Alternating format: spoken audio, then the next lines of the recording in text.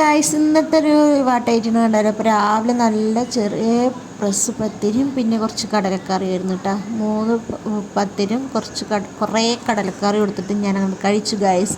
അതിനുശേഷം നമുക്ക് കണ്ടാലോ. അപ്പോൾ ഇതാ നല്ല കുഞ്ഞയില മുളകിട്ടതും പിന്നെ നല്ല ചൂട് പാർന്ന നമ്മളെ ഉപ്പേരിയും ബീട്രൂട്ട് ഉപ്പേരിയാണ് കേട്ടോ.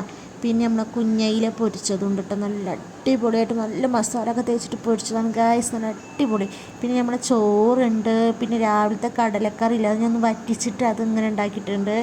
പിന്നെ നല്ല ഇതേപോലത്തിൻ്റെ അച്ചാറുണ്ട് ഗായ്സ്. പിന്നെ വൈകുന്നേരം ആയപ്പോൾ പഴം മുട്ടയും തേങ്ങയും ബദാമൊക്കെ ഇട്ടിട്ട് പിന്നെ ഞാൻ കുറച്ച് ബൂസ്റ്റ് പൊടിയൊക്കെ ഇട്ടിട്ട് ഗായ്സ് ഉണ്ടാക്കിയൊരു സ്പെഷ്യൽ സംഭവമാണ്. നല്ല അടിപൊളി ടേസ്റ്റ് ആയിരിക്കും. നല്ല ബൂസ്റ്റ് ഉണ്ടായിരുന്നു.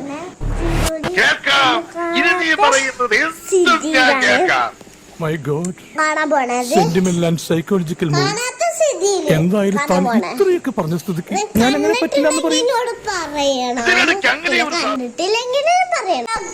ഹലോ ഗായ്സ്, ഇത് ഈ പത്തി നിങ്ങൾ ആദ്യമായിട്ട് കാണുന്ന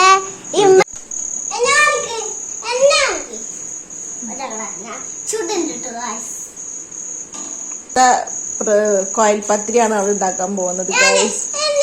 കോയിൽ ചെയ്തിട്ട് ഉണ്ടാക്കാണ് ഗൈസ്. ഇവിടെ ഒരാളുടെ പത്തിരി ചുടണ് ഗൈസ്.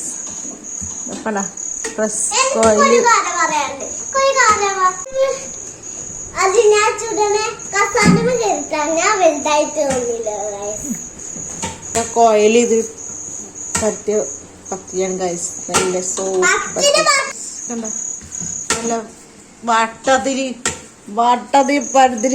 പരത്തിയെടുത്തിരിക്കുന്നു.